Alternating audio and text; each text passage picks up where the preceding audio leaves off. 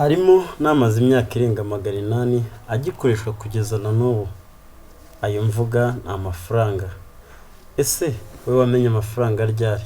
Ese waba uzi igihe amafaranga yatangiye gukoreshwa mu kugura no kugurisha? Ese mbere wakoreshaga ubuhe buryo mu igura n'igurisha? Ibyo nibyo tugiye kukugiriramo, tukubwira amoko 10 y'amafaranga ashaje cyane ku isi kandi agikoreshwa kugeza na n'uyu munsi. Nawe wibutse igihe amafaranga yavumburiwe, igihe amafaranga yatangiye gukoreshwa ku isi. Ariko muri ayo mu mafaranga yose ari ku isi hari amaze imyaka 800 atarahindurirwa isura, batarahindura, nta n'ikintu yakaba mujya mwumva nk'ejo ni mu Rwanda twebwe twahinduye amafaranga, bahindura inoti z'5,000 n'iza 2. Ariko ayo mafaranga amaze imyaka 800 atangiye gukoreshwa kandi ntibarayahindurira isura, ntibarahindura n'izina. Kurikira ndakwakira mu kiganiro, uri kuri Kigali Street Talk. Amafaranga rero yagiye ahindura ubuzima bwa muntu mu myaka 5000 ishize. Igitekerezo cyo kuyashyiraho kwari ukugira ngo abantu babashe kumvikana ku gaciro ndetse n'igiciro ku bicuruzwa na serivisi, ari nako abantu babona uburyo bwo kubika ubutunzi bwabo. Mbere urumva ubutunzi bw'abantu bawubikaga mu byo batunze, ariko ubu ushobora kubika amafaranga nk'ubutunzi, ko bati ufite amafaranga wagura isambu, wagura imodoka, wagura inzu. Ubutunzi mbere bwaga buri mu myaka beje, mu butunzi ishyamba, ubutunzi iki. Ariko ubu kugira ngo agaciro k'amafaranga ufite ni nako kaba kangana na serivisi ndetse n'ibicuruzwa wabasha kugura.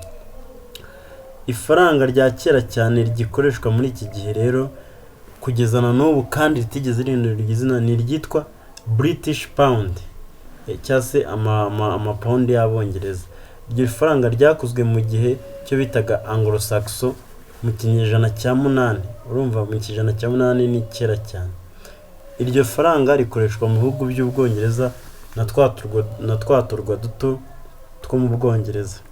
Hirya no hino ku isi usanga ibihugu bitandukanye bifata igihe bigahindura ubwoko bw'amafaranga bikoresha. Ariko ibi ntabwo bipfa kurotwa na banki nkuru zabyo, ahubwo bituruka ku mpamvu zitandukanye zirimo n'umutekano w'ayo mafaranga. Umbibutsa ko banki nkuru z'igihugu nizo zifite inshingano zo gukora amafaranga mashya zigendeye ku yashaje. Ngo nimba bahinduye amafaranga, bakora amafaranga angana n'umubare wayashaje bakiriye. Dufashe urugero nko ku Rwanda, amateka agaragaza ko ifaranga ryatangiye gukoreshwa mu Rwanda hagati y'umwaka w'1914, ubwo Ababiligi batangizaga ifaranga rigasimbura urupiya. Urumva mu 1914 ko bakurikiye amateka nibwo ifaranga ryatangiye gukoreshwa mu Rwanda rizanywe n'Ababiligi. Urupiya rw'Ababiligi n'abansharizimu rwitwaga Detisch Ostafrikanische Rupie, ryakoreshwaga mu gihe cy'abakoloni b'Abadage. Kuva icyo gihe mu Rwanda hakoreshejwe ifaranga rya Kongo Mbiligi, kera kabaye risimburwa n'ifaranga ryari risangiwe n'u Rwanda n'u Burundi, ubwo n'ifaranga ryakorwaga mu Rwanda n'u Burundi. Nyuma y'ubwigenge bw'ibihugu byombi, ubwo ndavuga u Rwanda n'Abarundi, nibwo noneho hatangiye gukoreshwa ifaranga ry'u Rwanda nyirizina, iri ryo dukoresha uyu munsi. Gusa zaba inoti cyangwa ibiceri byagiye bihindurwa uko iminsi yagiye ishira kugeza na n'ubu. Urumva u Rwanda rumaze kubona ubwigenge nibwo habayeho ifaranga y'u Rwanda cyangwa ibyo twita Rwandan francs. Ariko ibiceri n'inoti bya kera byagiye bikorwa, byaba ibiceri byaba inoti, byo murayaza amafaranga yakozwe mu Rwanda ni menshi, byagiye bihindurwa uko imyaka yagendaga ishira. Zimwe mu mpamvu rero zituma igihugu gifata icyemezo cyo guhindura amafaranga harimo kuba hari igihe banki nkuru y'igihugu ijya gukoresha amafaranga yashaje igasanga ibyo akorwamo byarahindutse, materiyeri bayakoramo ntizikibaho cyangwa se zitakiboneka bitewe no gutera imbere ku ikoranabuhanga rigezweho muri iki gihe. Bikaba ngombwa ko bahitamo gukoresha ibihari bigezweho, amafaranga akaba arahindutse. hari n'igihe rero igihugu cyinjira mu bihe by'intambara, urugero nk'igihugu cyacu cyinjiye mu bihe bitoroshye bya jenoside yakorewe abatutsi 94. ubwo rero igihugu iyo kigiye mu bihe by'intambara bituma abanyagihugu bahunga, bamwe bakaba bahungana amafaranga menshi ndetse bakajyaho iyo banki iba itakibasha kugenzura ayo mafaranga. ubwo abantu nimba bahunganya amafaranga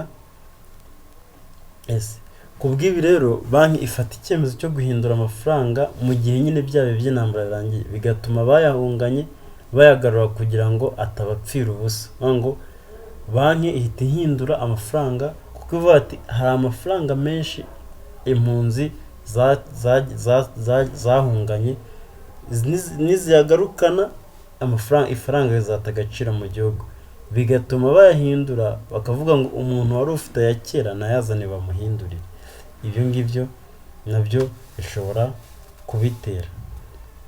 ubwo nubwo bimeze bityo ariko hari amafaranga amaze igihe kinini cyane kurusha ayandi agikoreshwa mu bihugu by'Ubwongereza, Amerika, Canada n'ahandi ku isi.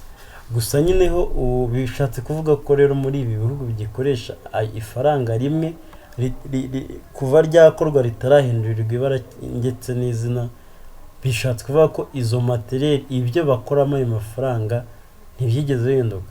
ikindi kuva ayo mafaranga yatangira gukoreshwa bishatse kuvuga ko ibyo bihugu nta ntambara byagiyemo cyangwa byakoze zituma abaturage babo bahunga ngo bahungane ayo mafaranga. hano dufite urutonde runini, urutonde rurimo amafaranga y'ubwoko 10 ashaje cyane kurusha andi ku isi, akaba agikoreshwa no muri iki gihe nk'uko byatangajwe n'urubuga Visual Capitalist. tugendeye ku mwanya wa mbere turasanga igihugu cya United Kingdom cyangwa se British cyangwa se Great Britain ndetse n'ibirwa byayo 9. British igira ibirwa 9, 9 territories aho musangamo za Ireland, bwa buhugu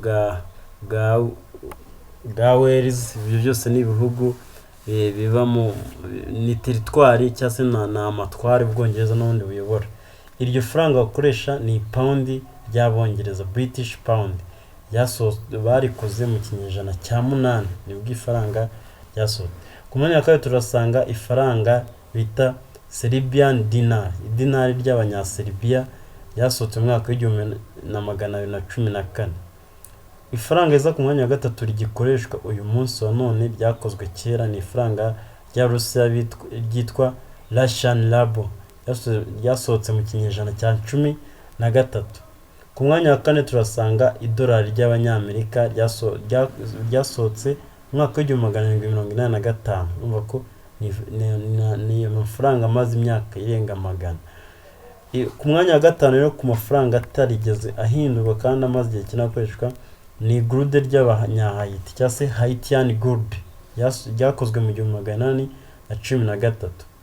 ku mwanya wa gatandatu turasanga ifaranga bita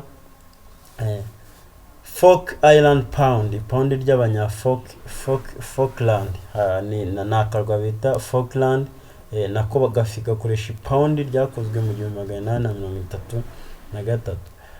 noneho ku mwanya wa karindwi turasanga ifaranga ry'igihugu cya Dominican Republic. iryo faranga rya Dominican peso, ipeso ry'Abanyadominican ryakozwe mu mwaka w'1844. ku mwanya wa 8 turasanga ifaranga ry'Abasuwisi iyo bita Swiss franc, ryakozwe mu mwaka w'1850. ku mwanya wa 9 turasanga Canadian dollar, idolari ry'Abanyakanada ryakozwe mu mwaka w'1871. ku mwanya wa 10 turasanga bita yen Japanese, kubize economics cyane barayazi, na amafaranga y'Abayapani bita amayeni. amayeni rero yakozwe mu mwaka w'1871. ayo mafaranga yose, ubwoko bw'amafaranga 10 aracyakoreshwa kugeza n'ubu. kuva yakorwa ntarahindurirwa izina ndetse nahindurirwa n'isura, ni uko nguko akimeze. ngo ni amafaranga ashaje cyane ubaze imyaka yakoreyemo n'igihe yakoreyemo. benshi bibazaga ku cy'igihugu gishobora guhindura amafaranga isura yayo, mbega n'izina hari abarihindura. Ni ukuvuga ngo biterwa no guta agaciro kw'ifaranga, bigaterwa n'ibintu byinshi cyane. Nko muri Congo hari abantu benshi bazi ko muri Congo haba amadolari y'amakongomani. Ni ukuvuga ngo kugira ifaranga ryataye agaciro bahita barihindura bakoresha amadolari, kuko ujyanye amakongomani byasaba kuri bujyane nk'umufuka wose. Bakoresha ubundi bwoko bw'ifaranga yandi akaba avuye ku isoko akaza amashya. Ndabashimiye rero wowe wari ukwiye ikiganiro kuri Kigali Street Talk. Ibiganiro nk'ibi nakagaruka byegeranyo byinshi tubacukumurira byinshi muba mutazi cyangwa mwibaza ariko ntimubashe kwigererayo, tuba twabakusanyirijeho muri make ukuri kw'ibintu byinshi muba mwibaza. Nkwibutsa gukora subscribe, ukoresha na comment kugira ngo ukomeze kudutera inkunga, ndetse ujye ubona n'ibiganiro nk'ibi byose tuzajya tubagezaho. Ndabashimiye.